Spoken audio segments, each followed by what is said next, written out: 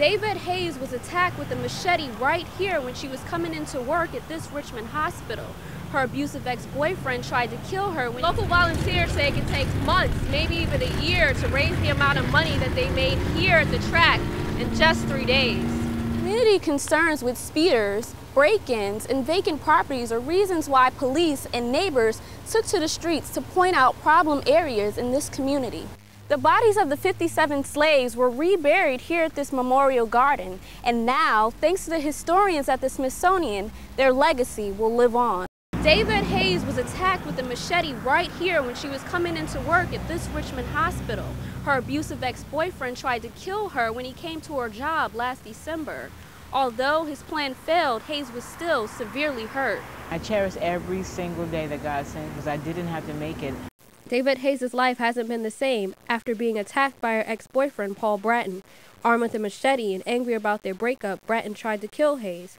Here's her story. And I just started screaming. I was like, oh my God, that's that machete. And I just started, putting my hands up.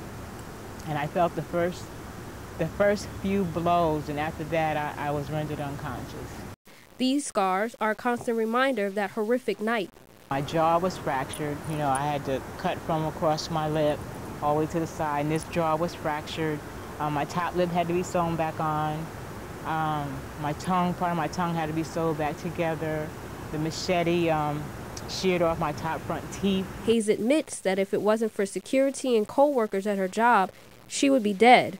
A voice for other victims of domestic violence, Hayes hopes sharing her story of survival will help other victims find the courage to leave. We are not put here to be someone's possession, to be a sounding board, punching bags, doormats.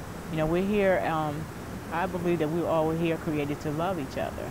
It's all about love, and love does not supposed to hurt. Know that there's help available. Hayes will never forget her painful past, but continues to look forward to the future, hoping her story will save lives. Bratton has been convicted and sentenced to life in prison, and Hayes plans to share her story at a domestic violence prevention program later this month. In the East End, Tamika Dillard, CBS 6 News. Ready, set, go. Racers rev their engines as they dash for some cash. More than 60,000 fans made a pit stop at the Virginia Motorcade Park to cheer on their favorite drivers. But the victorious driver isn't the only one benefiting from this race. The Tri-Cities area also comes out on top, economically. Motorsports fan spends more dollar per day than your average tourist. So we use that calculator, and it comes out to about $22 million impact into the community through hotels, meals, sales tax.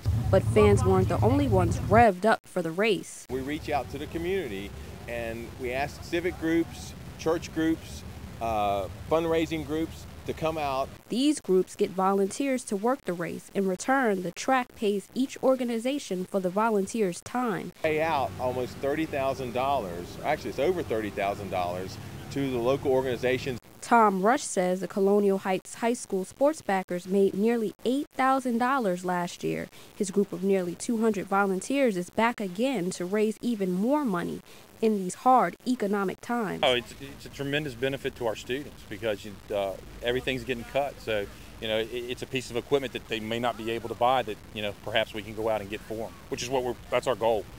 So, it's a huge help.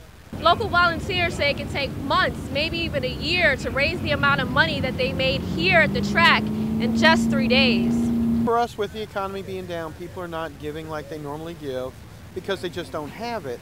So something like this for us is just a great venue for us to raise money for the Red Cross and the other nonprofit organizations that are out here. Despite tough times with people feeling the pinch on their pockets, this race seems to be an economic win-win for everyone. In Dinwiddie, Tamika Dillard, CBS 6 News. Criminals beware. These Southside neighbors are keeping an eye out for crime.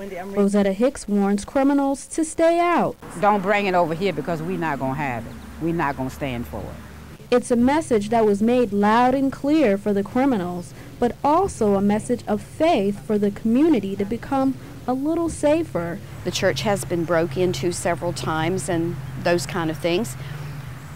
But just because something unpleasant has happened does not mean we're going to close our doors. Community concerns with speeders, break-ins, and vacant properties are reasons why police and neighbors took to the streets to point out problem areas in this community.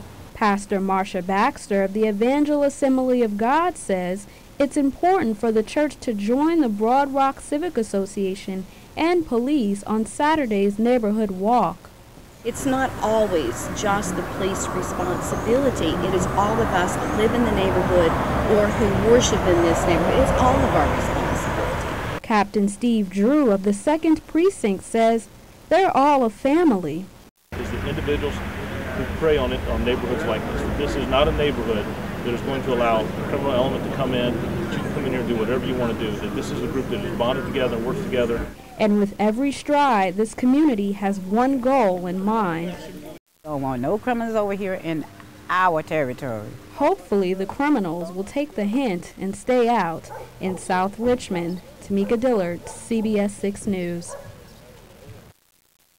A place where past meets present, once the home of Hanover's Timberlake family, this 200-year-old house plays an important part in the Rutland housing community. And it's just important, we feel, to preserve this piece of not only Hanover County history, but national history.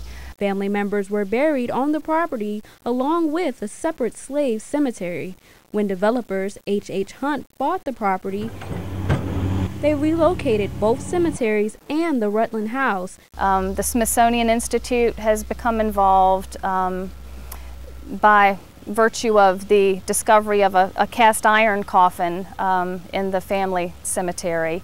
Timberlake family has donated that coffin to the Smithsonian Institute. And the Smithsonian is putting the pieces into place. We could not find any living descendants of the people that were buried here. And so we gave them permission to conduct osteological analysis, which is very minimal intrusive into the remains, so that they can learn where the people were born, whether it was in Europe or Africa or the United States colonies, what kind of diet they had, what kind of diseases they had. The bodies of the 57 slaves were reburied here at this memorial garden, and now, thanks to the historians at the Smithsonian, their legacy will live on. We need to preserve that history. Slavery should not be denoted to a footnote in our history, but we should understand it as an essential part of the American past. In Hanover, Tamika Dillard, CBS 6 News.